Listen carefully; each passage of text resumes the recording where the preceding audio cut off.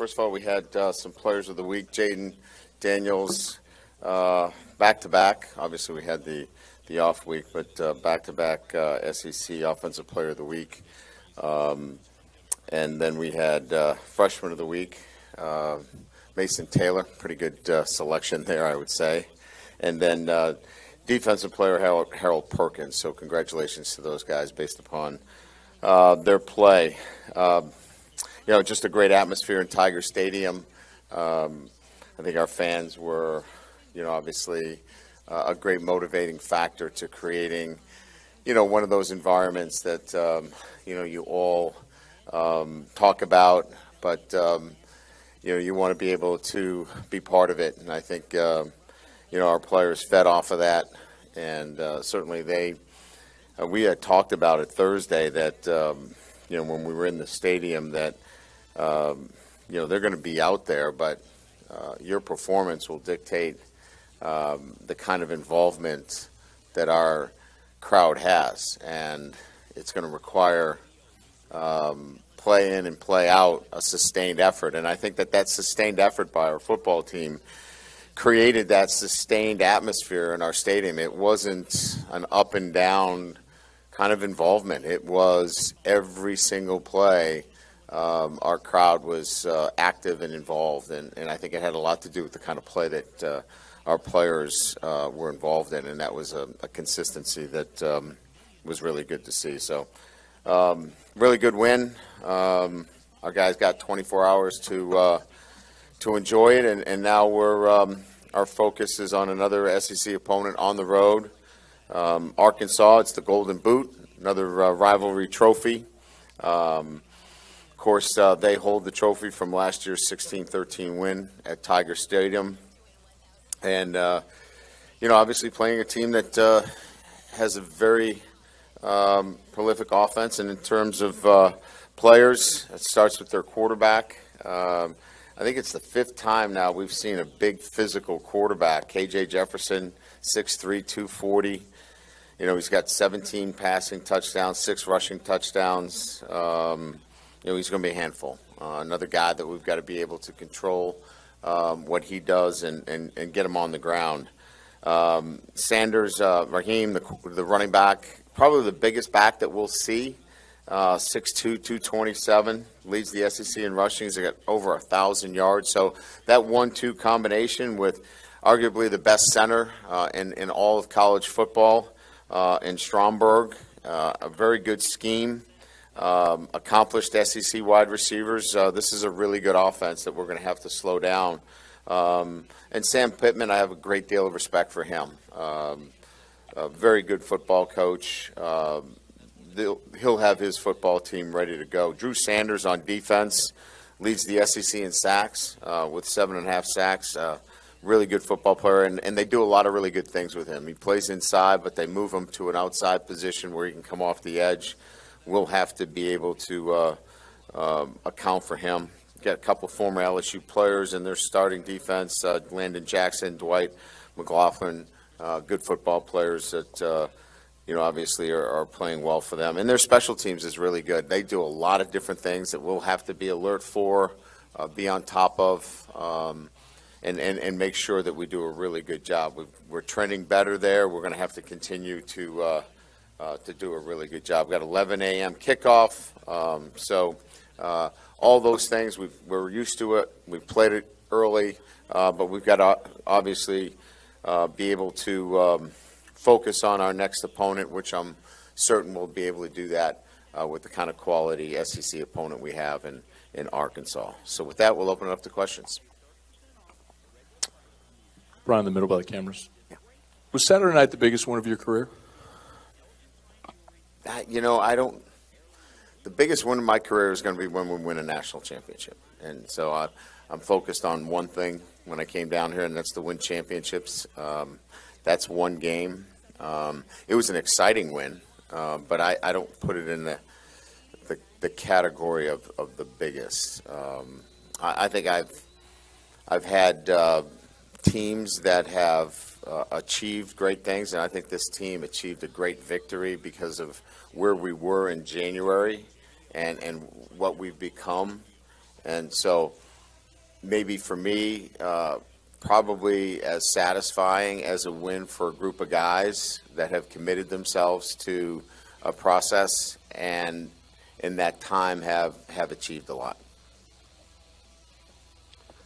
Coach, when Mason Smith went down on that first defensive series of the year, you talked about DT depth being something you'd have to monitor. What's your view of how Wingo and Jaquelin Roy have played this year as kind of a couple unsung heroes there in the middle? Yeah, obviously, I think that, anytime you lose a stalwart like Mason, there's cause for concern. But I think what we've done really well is mix up the front. We've played some 3 down to take the pressure off of losing a player of that caliber.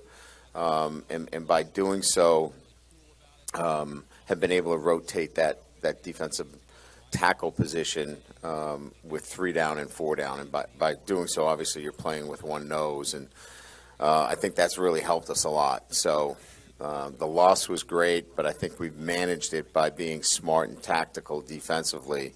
And those 2 guys have been outstanding. Coach in the middle right here. How impressed were you with your offensive line just throughout the game having to adjust to Bama's different blitzing looks? Yeah, they did a good job. There's no doubt. I mean, I think, Brad has done a really good job of developing those guys week in and week out. I think our backs have helped. Our tight ends helped in protection.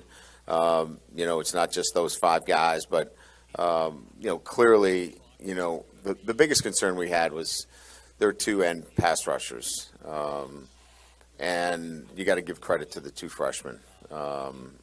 Emery and Will just do an incredible job playing and play out, focusing and refocusing, letting the play go, and coming back to the next play, and just with all-out effort, sustained all-out effort. And so it is 5 guys, but a lot of that emphasis is on O-line awareness, and the guards are helping, the center's helping, but again, I would say overall, just real good awareness up front and helping each other. Coach, right over here. Just what's the status of Armani Goodwin and just how the running back room is kind of shaking out going into the final quarter of the season? He's doing well. Came back from a tough injury. I think, when you look at certain games, Coach Wilson has a sense of, who he wants to go with, and he felt like, he had a 1-2 combination that he wanted to stick with, much more physical group in there. But Amani can play physical as well. I think he was more interested in we did so much chipping with those backs. He wanted a bigger presence in there, but we have great confidence and faith in Amani and expect to see him, continue to help us down the road. Hey, Brian, there's always a lot of focus from us in the media of new offensive concepts and philosophies and that sort of thing, but look at the 2 teams leading the divisions, and it seems like y'all both place a lot of emphasis on defense and running the ball successfully. Just talk about how the bedrock of winning, has it changed that much, you think? Look, I've been doing it a long time, and I know that there are times where, prolific offenses, certainly get you, a lot of wins. This is about not winning. This is about winning championships, and it's my belief that winning championships still, you've got to control the line of scrimmage at the end of the day. And so controlling the line of scrimmage is stopping the run and running the football effectively and exerting your will. So there has to be a physicality about what you do. I still think you can win games throwing the football, and we'll have to win games, with that kind of offense. I said that earlier in the year. You can't win games throwing the ball for 85 yards. Then we came back and threw it for over 300. But the point I'm making is physicality starts and ends with stopping the run and running the football, and we're doing a better job there. Brian, with Harold Perkins this year, what have you seen in terms of just how and why he's been able to just handle everything that kind of comes with being a freshman and playing as well as he has this early?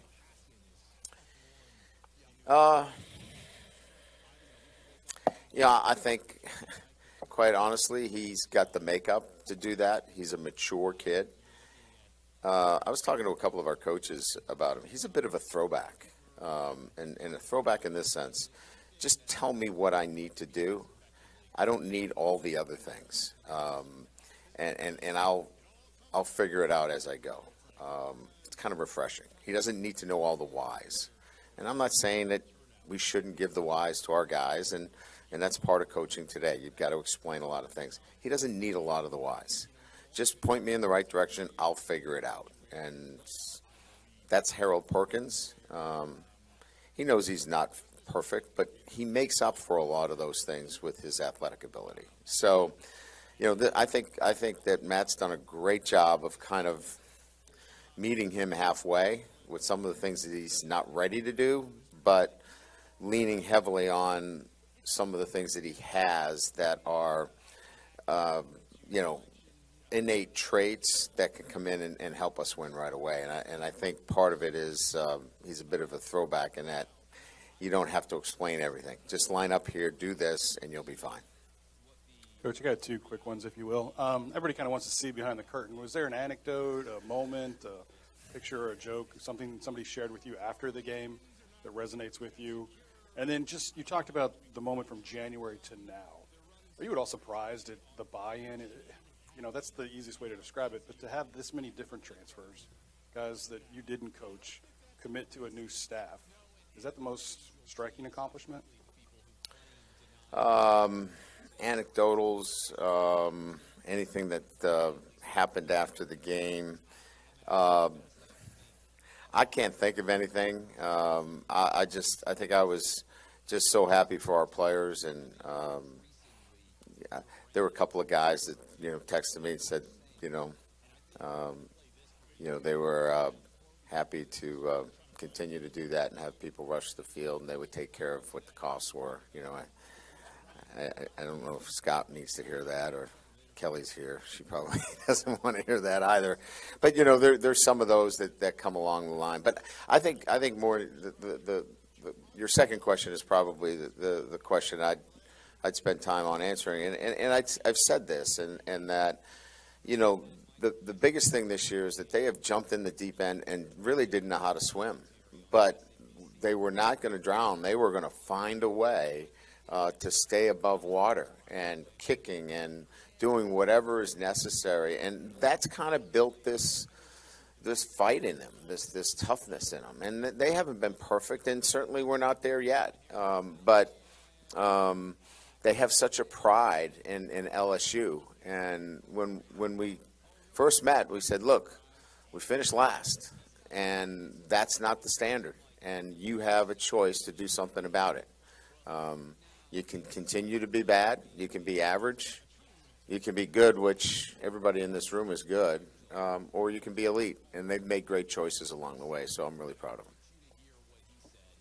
Coach, is this a trap game, classic trap game here?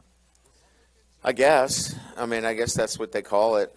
I've never bought into that, because I think if it's a trap game, you have not done a very good job with your football team. In January and February, for example, January, February, March, we did not train indoors. We trained outdoors. So weather's not going to be a factor. We've been outside in 50-degree, 40-degree weather.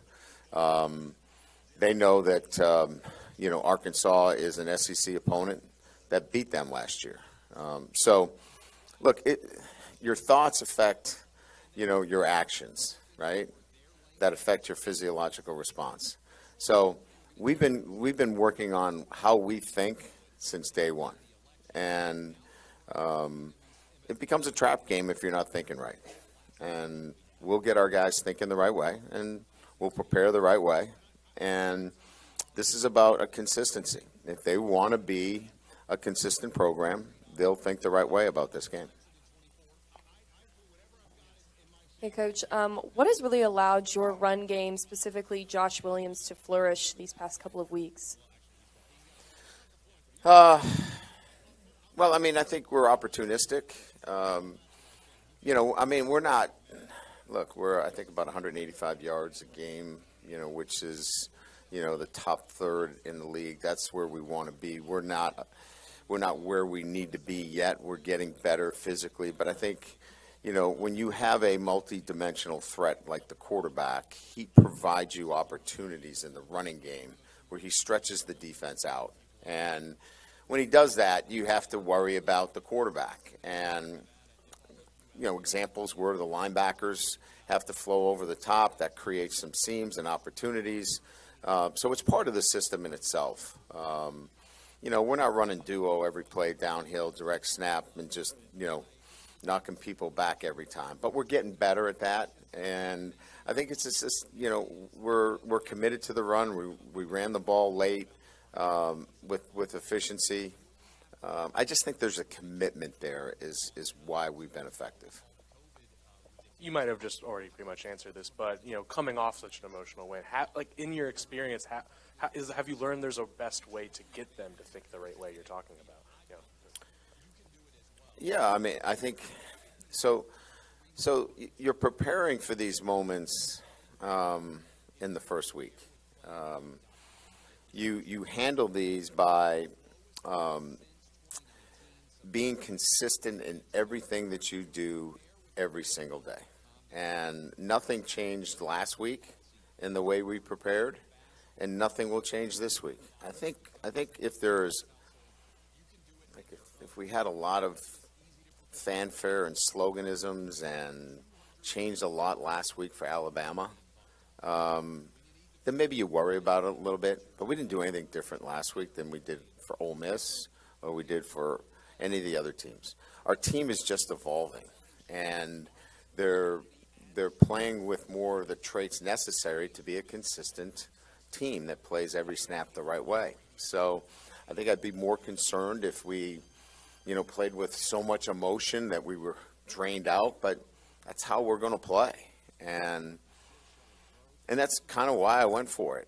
You know, I felt like our football team's going to do this more often. I trusted the way they played, and I trusted that they were going to execute the play that we called, and I trust that they're going to execute next week because they've been consistent over the past 5 months, and I expect them to do the same. Hey, Coach, winning the SEC West, now that it's truly in sight, is that something that's discussed this week, or is it kind of the Alabama thing of let's not treat this any differently because of something on the outside? Yeah, so there's, you know, our goal is to graduate champions. So part of this is they want to be champions, and they know that there are steps along the way in this process of getting there. And so this week will be another step towards becoming a champion. And so let's do the things that we need to do. And it starts with today, you know, being early, being on time, you know, making sure that they're intentional about everything we do. So, yeah, the championships are important. That's what they're here for. And getting to class today is what they're here for. So it definitely starts. But, you know, we're not going to walk in with a PowerPoint on the SEC championship race and who's got what and all those things. But, yeah, it's there. It's out there. They know what they're going for. Hey, Coach, right here. You know, the growth with Jaden has been pretty rapid these last several weeks, but just what kind of role does Joe Sloan play in all of that? I mean, can you speak to just the effect that he specifically has had on Jaden even in the last, you know, month or so? Yeah, so, you know, I'm with Joe every day, and he's a great communicator. So what are the really good tenets of great teachers and great mentors? He cares about his players. He has great relationships with everyone in that room. They trust him. He provides the information differently for each one as to how they learn. He's knowledgeable about the things that he needs to get across to each one of those quarterbacks. He's demanding, never demeaning. He's all the things necessary to develop quarterbacks, and he's done a great job. Hey, Brian, would you mind just sharing a thought on Joe Fouché, Greg Brooks, what they've meant this year for you and what it's like for them going back to Fayetteville? Yeah, so certainly this will be a big thing for them going back to Fayetteville as transfers. But, you know, first and foremost, what was appealing to us as we were putting this back together was to have SEC experience and a connection with the state of Louisiana. And both of those guys filled that box and checked that box for us. So what it means to them is that they play for LSU, and they have such a pride in being from the state of Louisiana. And they want the Golden Boot back. And so as much as they'll have friends and former players that they know, this will be much more about them wanting to win for LSU, because that's why they came back here. Hey, Coach, two quick ones. What kind of growth have you seen from Mason Taylor throughout his freshman year? And do you have an update on Garrett Dellinger's status for this week? So there's been growth, physically and mentally. He's a freshman. And as you know, freshmen are, growing physically. And the first big thing is, he's put on over 20 pounds, physically and growing into his body. I think the growth, from a mental standpoint has been the knowledge of the game. He's been really good. I'd be remiss, to not point out the fact that, he's been put in a very difficult position where, a tight end has to do a lot, and we've been very fortunate to have an analyst that has great experience at that position in Terry Malone. I think Terry Malone's an unsung hero for us on our staff, and Terry was with the New Orleans Saints. He's coached the tight end position. He's been an offensive coordinator, and to have an asset like that to assist Coach Denbrock on a day-to-day basis has really helped develop Mason, and Terry's done a really good job. So having that mentor, having that person that's there, he can't coach him, but he's there as a mentor every single day. That's really, really big in his development. Garrett Dellinger looked good. We worked him out yesterday. Much better. I think he's in a great position that he could play this weekend. Hey, Coach, just right here. Since you guys already have the experience of playing a team like Florida with a big physical quarterback who can run, does having that experience or help you this week against a guy like KJ Jefferson? Yeah, each one of them has been a little bit different. I was just jotting down. I mean, we've had 5 of the guys that have been real big. Even Jackson Dart was a big kid too. It just seems like every quarterback that we've run into this year has been a big physical quarterback. So, yeah, I mean, again, he's a guy that they want to run, throw. They don't.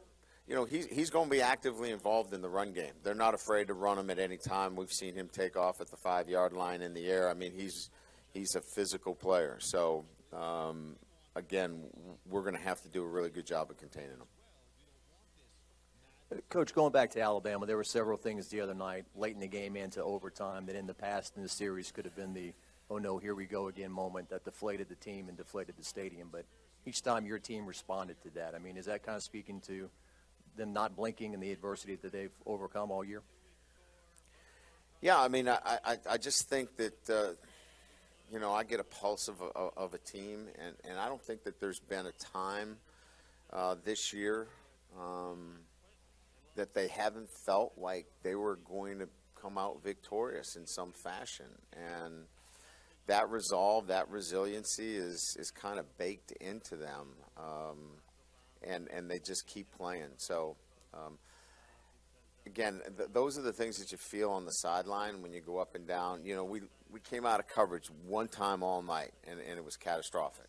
And I went up to the defensive backs. I said, listen, it's going to happen again because we're going to score here. So when we score, stay in coverage. He's going to scramble, stay in coverage. And they did a great job. They responded well, and again, I just think that their resolve has been remarkable. Coach, something that got kind of overshadowed as the game went on was Jarek Bernard Converse's interception and how pivotal that was. What makes him so versatile playing both corner and safety? Obviously, who's back at corner? He's been invaluable in terms of his ability to do some things for us back at that safety position when we were shorthanded in particular. So just steady, right? Every day you know what you're going to get from him. And look, I mean, he would tell you that there are some things that he'd like to do better, but, you know, our observations, he's a guy that has been rock solid for us and consistent. And, you know, obviously we did a really good job of getting in front of Bryce in that situation, kind of screening him, and he threw under duress, and he was in a great position to make a big play. Just curious about your working relationship with Matt House. Do you turn him loose, let him go? What has impressed you with his ability each week to come up with a great game plan? Collaboration. You know, I like to collaborate with the defense during the game. He's throwing at me thoughts. You know, what do you think? Should we go here? Should we pressure? Do you like zone? Should we drop 8? So collaboration. Same thing with Mike. You know, I prefer coordinators that because I'm in the game that we're having collaboration during the game. Great. All right. Thank you. Coach Brian Kelly, if there was any question as to enjoying Saturday night and then quickly putting it behind them, getting ready for Arkansas, well, you heard it there. As LSU will travel to Fayetteville this Saturday, taking on the Razorbacks with